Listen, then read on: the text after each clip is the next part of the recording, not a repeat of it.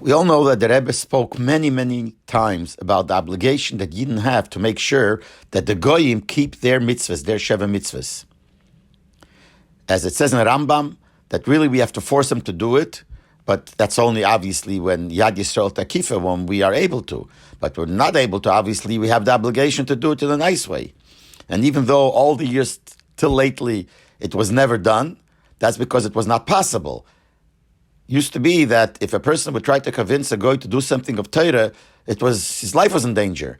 But now the Rebbe says that we are able to do it. There is an obligation for us to do it, to see that the goyim do their 7 mitzvahs, and they should do it in a way that they're doing it because the Eibishter by Matan Torah said to Moshe Rabbeinu to tell the world, to tell the goyim that they have to do their mitzvahs.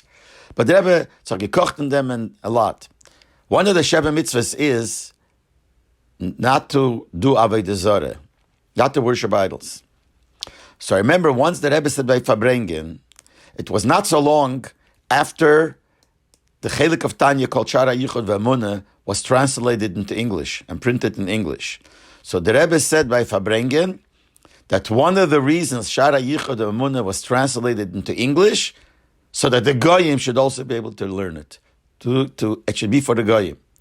And he connected it. Since one of the mitzvahs of the Goyim is to believe in Hashem, not to believe in Avodah Zarah, so the Shaar Hayichud V'ha'emuna is also for them, which is interesting, because the Goyim, according to many opinions, are obligated not to believe in Avodah Zarah, but they could believe in Shituv.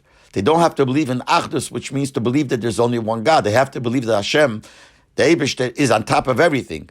But they are allowed to believe that there is another power in the world.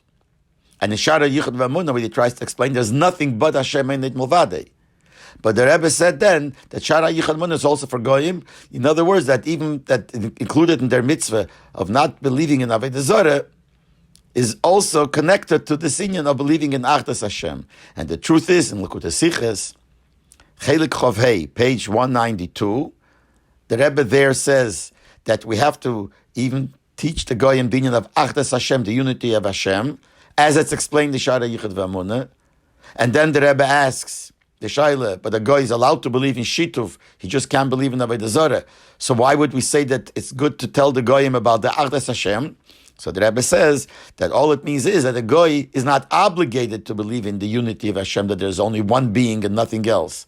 But definitely is much better, and it helps out a lot, Sai for them helping the Yidden, if they would really have the Yidden of Achdus Hashem. So this fits to what the Rebbe said in that Fabrengen, that one of the reasons why Shaar Hayichud V'ha'emuna was translated into English, so that Goyim should also be able to learn Shaar Hayichud V'ha'emuna.